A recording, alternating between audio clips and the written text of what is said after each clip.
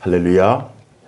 오늘 말씀을 통해 여러분의 삶 가운데 우리가 믿는 믿음의 도리, 기독교의 본질이 무엇인가를 확실하게 확신하며 믿음으로 평생 이기며 승리하기를 주님 이름으로 축복합니다. 여러분에게 임하기를 축복합니다. 오늘 말씀의 제목은 기독교의 본질은 무엇인가? 기독교의 본질은 무엇인가? 부제목으로 달면 기독교의 본질은 이것이다. 오늘 말씀을 통해서 우리가 믿는 믿음의 도리가 어떠한 것인지, 우리는 그 믿음의 도리를 잘 지켜 행하고 있는지, 아니면 곁길로 가거나 혹은 부족한 면이 있는지 우리 스스로를 돌아보고 우리 개인의 신앙, 우리 가정의 신앙, 또 교회의 영성을 돌아보는 그런 복된 시간 되기를 소망합니다.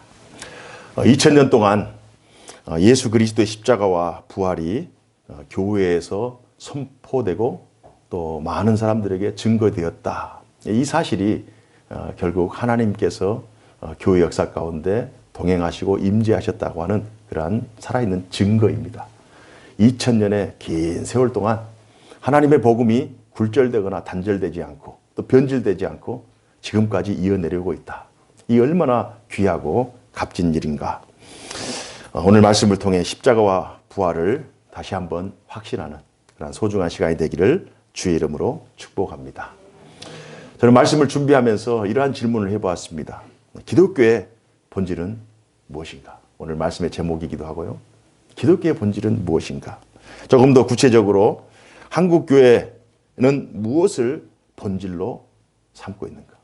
우리 신자 개인들, 신자 가정, 또 각 교회들은 어떤 본질을 추구하며 우리가 기독교인으로서 어떠한 본질을 추구하며 살아가고 있는가? 그러면 우리가 또 질문할 수 있어요. 본질은 무엇인가? 본질은 과연 무엇인가? 표준 국어 대사전에 보면 본질이라고 하는 그 사전적 의미가 한 3개 정도가 나와 있어요. 첫 번째는 본래부터 가지고 있는 사물 자체의 성질이나 모습, 원래 모습, 본질이 원래 모습. 원래 그 모습, 형질이었는데 바뀌었잖아요. 변이가 일어나잖아요. 변화가 일어나잖아요. 그러니까 변화된 것 말고 원래 그 자체가 가지고 있는 성질이나 모습이 본질이에요. 두 번째로는 사물이나 현상을 성립시키는 가장 근본적인 성질. 가장 근본적인 성질. 가령 콘크리트 집을 짓는다고 하면 모래는 가장 기본적인 거겠죠.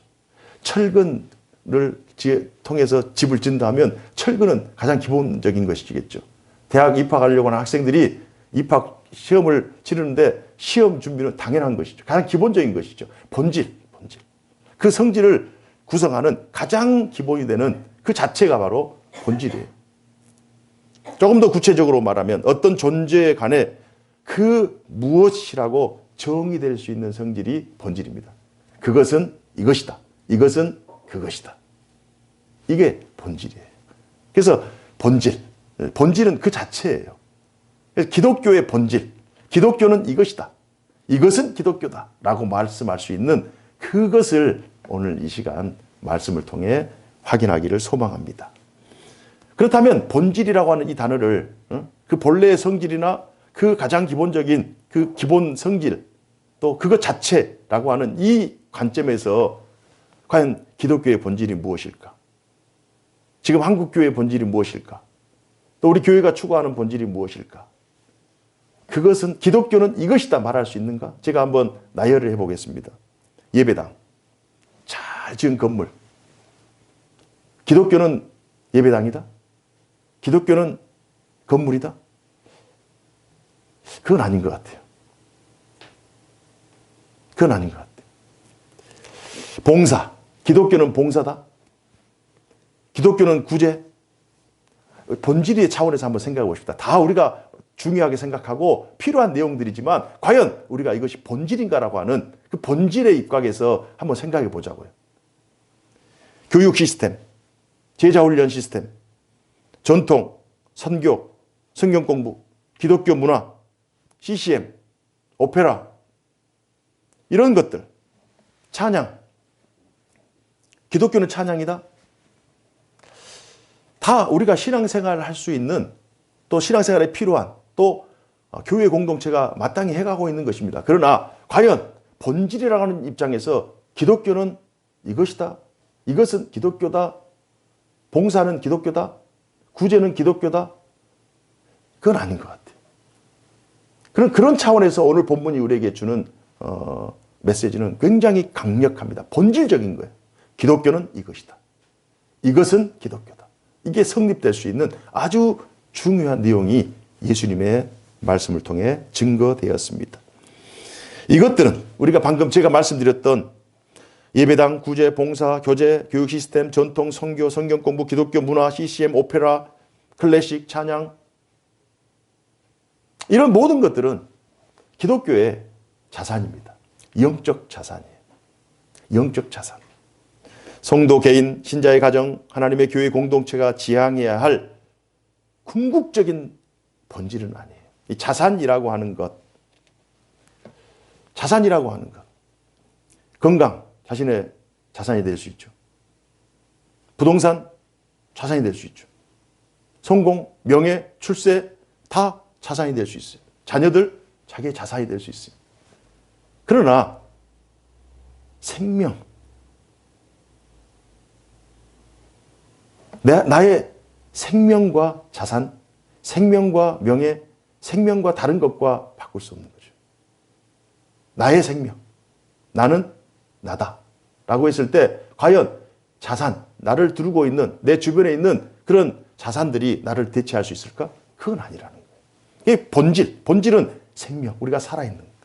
사느냐 죽느냐, 이게 본질인 거예요. 궁극적인 질문, 인간의 가장 궁극적인 질문은 사느냐 죽느냐, 어떻게 사느냐, 무엇을 하느냐 사느냐, 이건 부차적인 질문이에요. 그런 차원에서 기독교의 본질은 굉장히 큰 질문입니다. 굉장히 중요한 질문이에요. 그래서 오늘 말씀을 통해 우리가 한번 생각해 보았으면 좋겠어요. 본문에서 예수님께서 죽으시고 살아나야 되겠다, 이 말씀을 제자들에게 하십니다.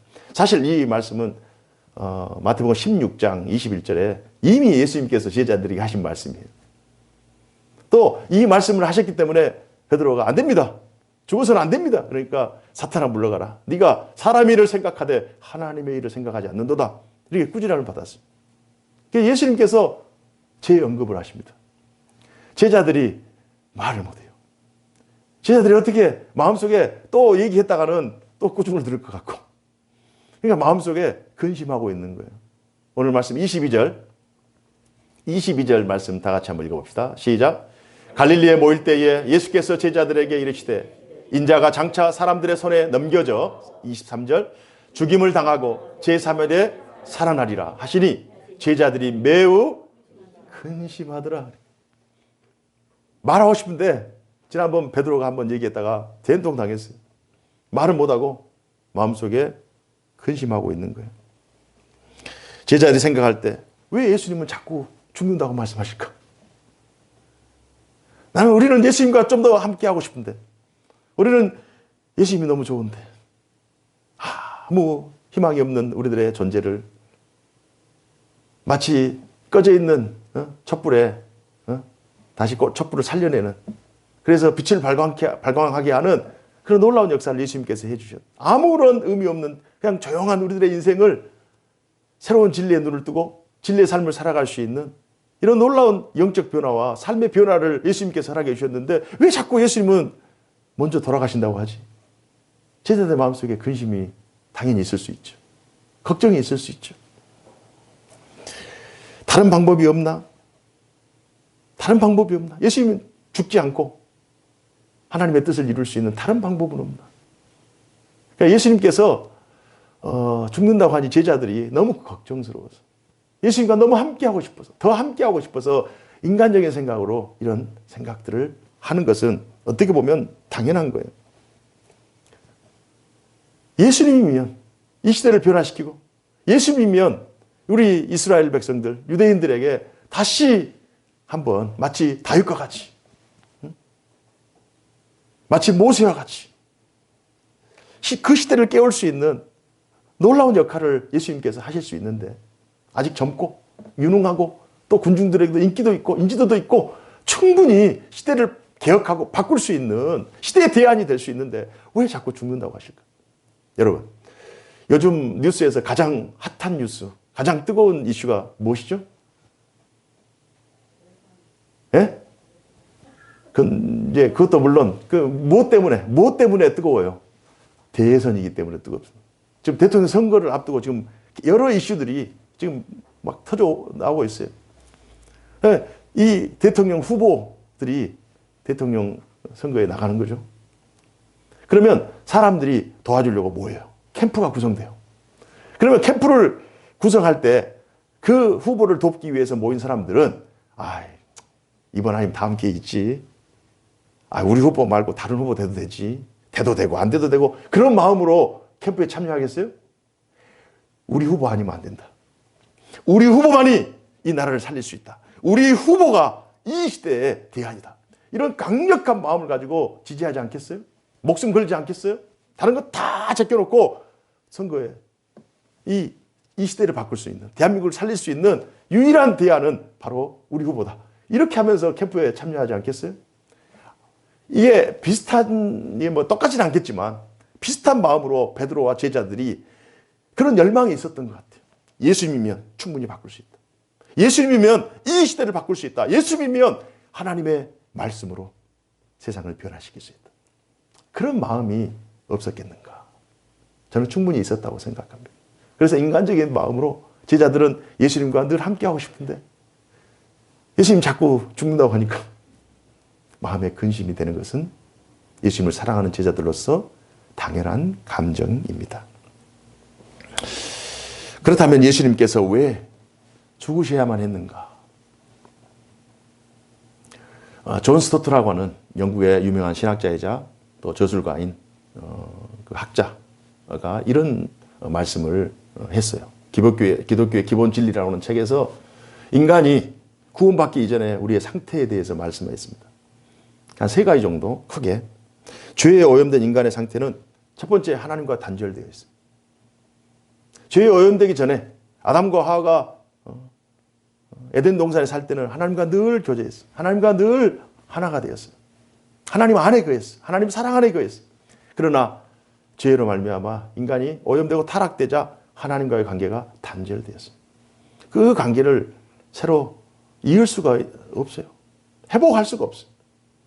단절되어 있다. 인간.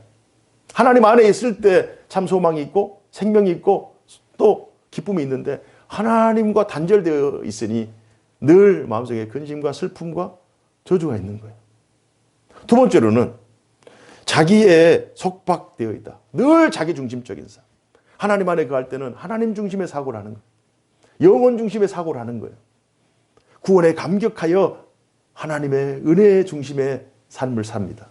그러나 하나님과 단절된 인간들은 자기 중심적인 삶, 늘 자기 이기심과 교만과 지나친 자긍심과 또 지나친 호기심으로 말미암아 하나님이 기뻐하시는 선을 행하기보다 자기가 원하는 쾌락을 추구하면서 살아가는 인간의 한계에 봉착하면서 살아갑니다. 그래서 하나님과 단절되어 있죠. 자기애에 빠져 있죠. 또 타인과의 갈등이 늘 끊이지 않아요. 하나님 안에 있을 때 참사랑이 회복되어서 서로 사랑의 관계가 유지되지만 그러나 하나님을 떠난 존재들은 자기 중심적이기 때문에 남을 죽이고 자기가 살아. 타인을 거부하고 자기가 이겨내야 되는 거예요. 그래서 늘 욕심과 욕망이 가득 차요. 타락한 본성, 죄의 오염으로 시기, 질투, 분쟁, 악독, 죄악이 늘 가득한 상태. 인간이 타락한 이후에 우리의 존재. 그래서 이런 존재 상태로는 하나님 앞에 갈 수가 없는 거죠. 이런 존재 상태로는 하나님의 말씀과 뜻대로 행할 수가 없는 거죠. 이 상태를 정확하게 집어서 기록을 했어요. 그럼 인간이 해결해야 될 일들은 뭐냐? 하나님과 단절된 것이 죄이기 때문에 죄의 문제가 해결돼야 되죠. 죄를 버려야 돼요. 죄를 버려야 돼요. 또 자기를 버려야 돼요. 자기의 생각, 자기의 가치, 자기가 소유하고 있는 지향하는 모든 가치관들을 다 내려놓고 하나님 중심의 가치관, 성경주의의 가치관으로 그걸 받아들여야 돼요. 자기 자신을 개혁해야 돼요. 그러나 이게 쉽지 않아요. 하나님께 돌아와 하나님을 예배해야 됨에도 불구하고 인간의 한계가 무엇이냐? 인간 스스로는, 죄에 오염된, 죄로 인하여 타락한 인간 스스로는 본성 자체가 이미 죄로 타락해졌기 때문에, 철저하게 타락해졌기 때문에 하나님을 찾을 수도, 하나님 만날 수도, 하나님께 나아갈 수도 없는 그러한 영적 한계를 가지고 있습니다. 인간의 힘으로는, 자력으로는 어떻게 할 수 없는, 하나님 앞에 나를 좀 도와주십시오, 나를 살려주십시오, 저는 죄인입니다, 이렇게 할 수 없는, 스스로 죄인인지도 알지 못하는 그런 영적 무능력 가운데 빠져버려요. 그것이 인간의 상태였어요. 그렇기 때문에 하나님께서 인간의 힘으로는 구원받을 수 없었기 때문에 하나님의 방식으로, 하나님의 능력으로만 구원받을 수 있는 그런 구원의 대안으로 예수님을 이 땅에 보내셨어요. 인간으로만 오시면 죽었다가 살아날 수 없잖아요. 하나님으로 오시면 죽을 수가 없잖아요. 그러자 특별한 방식으로 예수님이 이 땅에 오실 때 인간의 육체, 인성으로 오시고, 그러나 인성으로는 이 땅에 사시다가 인간의 모든 죄를 다 체휼하시고, 그리고 인간의 죄를 위해서 희생제물로 돌아가시고, 그러나 인성과 더불어 신성을 가지고 있으셔서 죄의 모든 권세를 다 이기시고, 사망 권세를 이기시고 다시 부활하시는, 다시 새 생명을 얻어서 우리 인간에게 영원한 소망을 줄 수 있는 완전한 인간이자 완전한 신성을 가진 그러한 인성과 신성을 겸비한 특별한 존재로 이 땅에 오신 거예요. 누구를 위해서요? 우리를 위해서. 우리의 죄를 해결해 주시기 위해서. 우리를 하나님과의 단절된 관계 속에서 하나님과 연합된 관계로 회복시키고자 이 땅에 예수님께서 오셨어요. 그러므로 그렇기 때문에 다시 십자가와 부활이 필요합니다. 다시 십자가와 부활이 필요해요. 다시 예수님이 필요해요. 하나님과의 단절된 관계를 회복시키기 위해서 우리 힘으로는 안 돼요. 우리 능력으로는 안 돼요. 우리는 무능력자예요. 내가 능력이 있다, 내가 조금 안다, 내가 지식이 있다, 내가 조금 많은 것을 좀 가지고 있다, 이건 아무것도 아니에요. 이건 본질이 아니에요. 구원을 얻는데 전혀 도움이 안 돼요. 오히려 더 많이 가진 것이 욕심이 들어가고, 오히려 더 많이 아는 것이 교만이 들어가고, 오히려 자기가 섰다 할 때 오히려 그것이 자신을 넘어뜨리게 됩니다. 자신을 철저하게 깨트려야 되는데 우리 힘으로는 그것이 안 돼요. 이게 인간의 한계예요. 그래서 오직 예수님이어야만 해요. 예수님이어야만 해요. 예수님이어야만 본질이 회복됩니다. 얼마나 하나님께서 우리를 사랑하시는지, 하나님께서 어떻게 우리를 용서하셨는지, 하나님께서 우리에게 어떤 소망을 주셨는지, 예수님이어야만, 또 예수님 안에 있을 때만 비로소 깨달을 수 있습니다. 그래서 다시 십자가와 부활로 돌아가요. 예수님께서는 이 일을 하시고자, 제자들이 원하는 건 모르겠어요? 군중들이 원하는 건 모르겠어요? 그 시대의 어지러운 세상 속에서 그 유대 이스라엘의 그 혼탁한 정치, 경제, 사회, 문화 상황을 모르겠어요? 그러나 그 방법으로는 아니라는 거예요. 그건 본질이 아니라는 거예요. 인간이 살고 죽는 것, 영혼이 살고 죽는 그 문제를 해결할 수 있는 그런 방식은 아니라는 거예요. 예수님은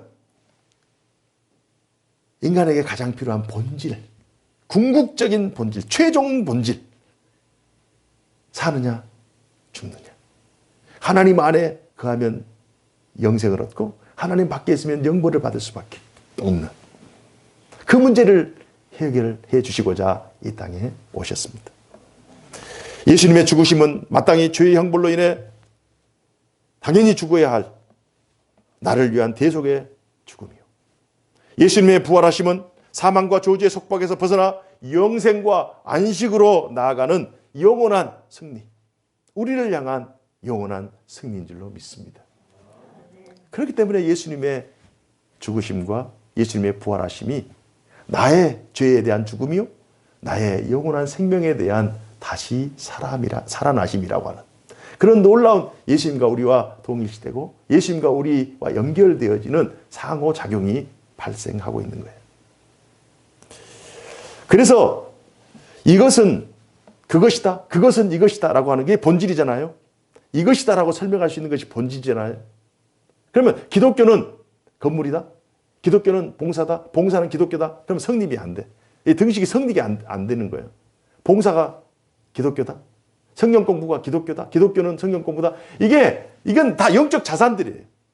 다 중요한 내용들이지만 영적 자산들이에요. 그러면 기독교는 무엇인가? 기독교는 복음이다. 복음이다. 복음은 기독교다. 복음은 십자가와 부활이다. 십자가와 부활은 복음이다. 예수 그리스도의 십자가와 부활은 복음이다. 복음은 예수 그리스도의 십자가와 부활이다. 이게 등식이 성립되는 거예요. 기독교는 예수 그리스도의 복음이다. 예수 그리스도의 복음은 십자가와 부활이다. 라고 하는 이 등식이 성립되는 이게 궁극적인 기독교의 본질인 줄로 믿습니다. 이게 작용하고 있는가 작용하고 있지 않는가를 늘 점검해 봐야 돼요. 우리 교회는 기독교의 본질이 복음이고 복음의 본질이 예수 그리스도의 십자가와 부활이다라는 이 사실이 우리 교회를 지탱하고 있는 우리 신앙 공동체를 지탱하고 있는 본질인가를 우리 장로님들도 질문하고 저도 질문하고 우리 권사님들 우리 집사님들 어린아이까지 다 질문을 해야 돼요. 우리는 복음 위에 서 있는가? 우리는 본질을 추구하고 있는가? 본질을 지향하고 있는가? 거기에서 벗어나면 다시 돌아서요. 거기서 다시 돌아서요. 나 자신을 버려. 우리에 있는 자산을 버려서라도 그것이 본질이 아니라면 본질을 향해 다시 다이어트 해야 돼. 다이어트 해야 돼. 회복해야 돼. 본질이 아니면 아무것도 아닙니다. 살지 않으면 아무것도 아니에요.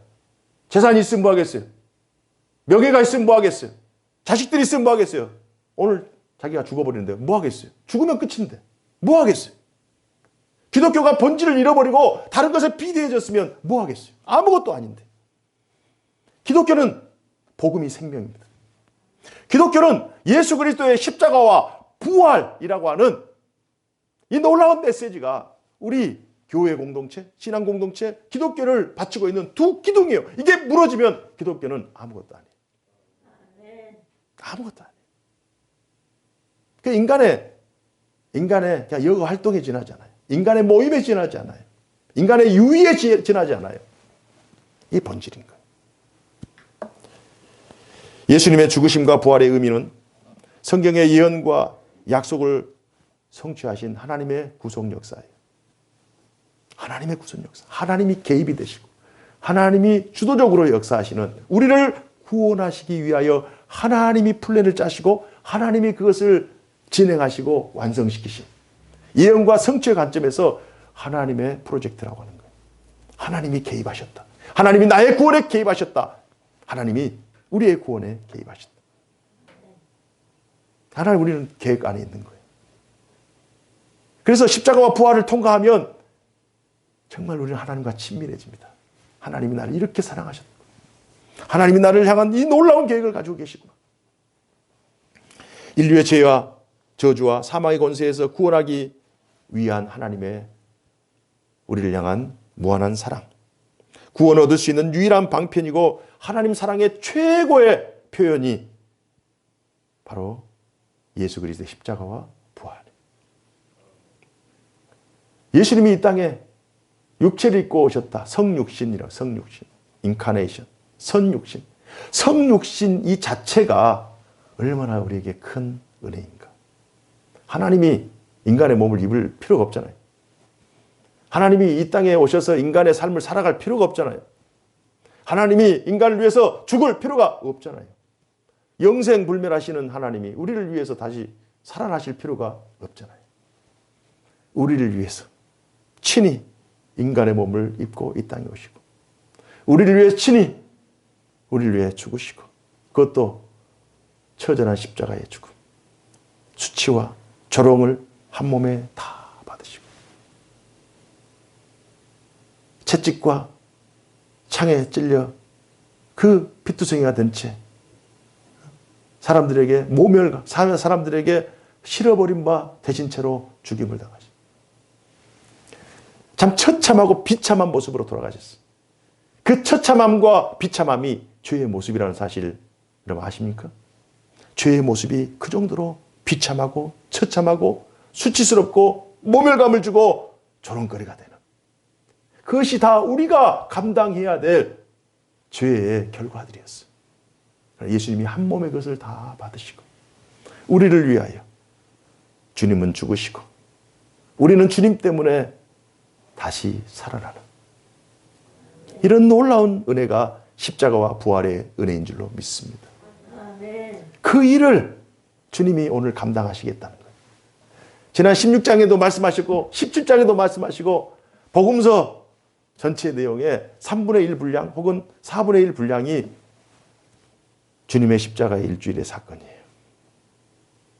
구약 39권의 전체 내용이 오실 메시아, 오실 예수 그리스도, 이 땅에 우리를 구원하시기 위하여 이 땅에 오신 예수 그리스도한 예언의 말씀이고, 복음서 마태, 마가, 누가, 요한 이 복음서는 오신 예수 그리스도와 다시 오실 예수 그리스도에 대한 예언의 말씀이고, 사도행전 플러스 목회 서신 또 여러 교회 서신, 교회에 보내는 편지, 이런 모든 내용들, 계시록까지 다시 오실 예수 그리스도, 우리가 믿는 믿음의 도리가 어떠해야 될 것인가, 교회는 어떤 가치를 추구하며 어떤 본질을 추구해야 될 것인가라고 하는 그런 가르침의 내용들이 신약 성경의 내용인 거예요.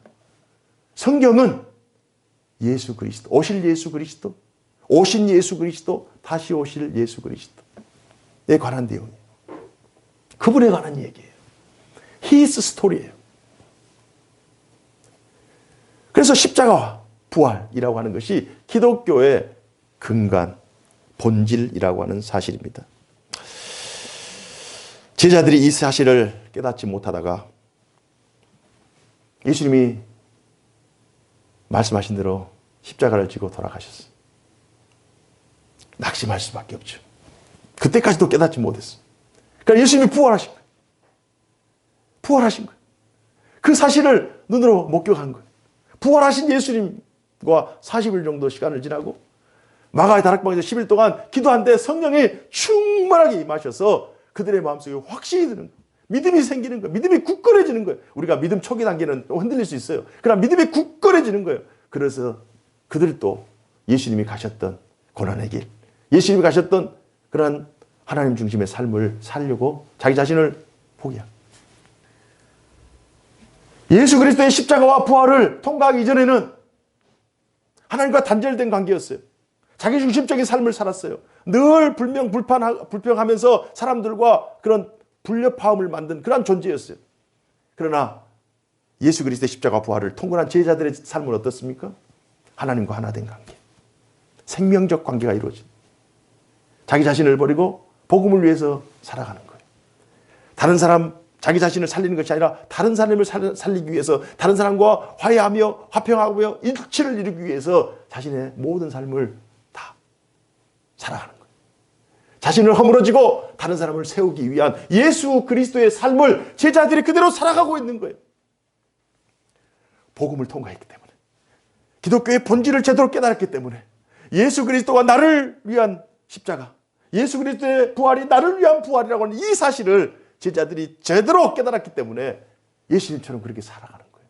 그렇기 때문에 2000년 동안 교회 역사가 지금까지 진행된 줄로 믿습니다. 그 연장선상에 여러분과 제가 지금 하나님 앞에 나와서 오직 기독교의 본질은 복음이요, 그 복음은 예수 그리스도의 십자가와 부활이라는 사실을 고백하고 있다는 사실에 감사하시기 바랍니다. 십자가와 부활의 그 하나님의 구원 방식이 지난 2000년 동안 굳이 끊임없이 진행되다가 지금도 진행되고 있어요. 오직 십자가와 부활. 세상은 변하고요, 문화도 변화가요, 문명도 변했어요. 1차, 2차, 3차 산업혁명 막 변했잖아요. 세상은 급변하는 거예요. 그러나 복음은 변하지 않습니다. 세상은 다 변해도, 세월은 다 변해도, 역사는 다 변해도 하나님의 구원 방식은 변하지 않아요. 왜요? 본질이기 때문에. 진리이기 때문에. 하나밖에 없기 때문에. 이 방식밖에 없기 때문에 변하지 않아요. 하나님께서 시간, 공간, 인간을 창조하셨어요. 그 가운데 2000년의 구속 역사를 지속하고 계십니다. 제가 주중에 제가 처음 신앙생활했던 곳이 이제 목포 용회동 교회라고, 저는 이제 제가 초태생이잖아요. 처음 이제 17세 전도돼서 목사까지 됐는데 진짜 가문의 영광이죠. 어머니 아버지 집사님 되시고 또 가족들도 믿고, 그러나 여전히 또 믿지 않는 가족들도 있어요. 진행형이에요. 그러나 우리 가족들은 다 믿잖아요. 17세 때 이제 고등학생 때 교회를 처음 나가서 우리 이제 고등학생들 한 100여 명 정도 됐어요. 이제 학생회가 100여 명 정도 됐는데, 그 학생회를 졸업하게 되면 알곡회라는 이름으로 이제 그 1기, 2기 뭐 이렇게 기수가 정해집니다. 근데 얼마 전에 알곡회 그 출신 중에서 이제 목사가 2명 나왔고요. 또 이제 권사님이, 우리 연배에 우리 동기 또 1년 후배 선배 이렇게 사이에서 처음 권사님이 이제 탄생하는 거예요. 51세 권사님. 이제 목동의 지구촌 교회라고. 오늘 권사 취임합니다. 그 메시지를 이제 카톡방에 이제 공유를 하는 거예요. 그래서 저는 이제 목사가 되었고, 될 수 있으면 저도 이제 사역을 하기 때문에 또 분주하잖아요. 그래서 이전 과거는 이전 과거고 추억으로 남고 그냥 관여를 안 했어요. 크게 관여를 안 했어요. 근데 그 얘기를 듣고 문득 묵상을 하는데, 지난 30년 전에, 3년 되겠잖아요. 33년 전에 처음 신앙생활을 같이 했고, 또 33년 후에 이제 권사가 된다고 이제 카톡을 받았어요. 그러면 30년 동안 얼마나 제가 많은 사람 만났겠어요. 얼마나 많은 기관, 얼마나 많은 단체, 얼마나 많은 사람들과 함께 살았겠어요. 그러나 그 모임이 5년, 10년 가는 모임도 있고, 또 한 번 그냥 모였다가 그냥 끊어진 모임도 있고, 또 사람들도 무수한 사람들이 스쳐 지나가는 사람들이 많잖아요. 그러지 않겠어요? 여러분도 마찬가지잖아요. 그런데 지난 33년 전에 시작된 이 모임이 지금까지도, 그것도 교회에서 시작된 모임이 지금도 교회에서 진행되고 있고, 지금 권사 하나님께서 주신 임직을 받는다고 그 문자를 받으니까 제 마음속에 강한 깨달음이 오는 거예요. 이건 사람의 일이 아니다. 하나님의 일이다. 사람의 모임이 아니다. 하나님의 모임이다. 그래서 제가 장문의 메시지를, 카톡을 보냈어요. 내 생각할 때 이 일은 하나님의 일이다. 진심으로 내가 기도하겠다. 앞으로도 기도하겠다. 여러분들의 가정, 여러분 자녀를 위해서 기도하겠다. 제 선배지만 조 목사님 하면서 감사합니다. 뭐 이렇게 잘 지내시죠? 뭐 이렇게 해서 높이더라고요. 그러나 정말 하나님의 일이기 때문에 그런 깨달음이 있었어요. 여러분과 제가 서 있는 이곳, 5년 전, 10년 전, 15년 전, 20년 전, 내가 동일한 모습으로 하나님을 예배하는 예배의 자리에 지금 앉아있거나 서있거나, 내가 동일한 마음으로 복음의 본질을 추구하면서 주님이 가신 그 믿음의 길, 십자가의 길, 부활의 소망을 바라보면서 지금도 10년 전이나 20년 전이나 끊임없이 지금 그 길을 향해 가고 있고, 앞으로도 계속 가는, 이게 사람의 일이냔 말이에요. 저는 하나님의 일인 줄로 믿습니다. 그 관점에서요, 요즘 그 자유시간에 제가 이제 TV는 없으니까 유튜브에서 혹시 7, 8년 전에 했던 짝이라고 하는 영화가 있어요. 짝이라고 하는 프로그램. 남자, 여자가 만나가지고 데이트하면서 짝 해가지고 결혼해서 그 짝.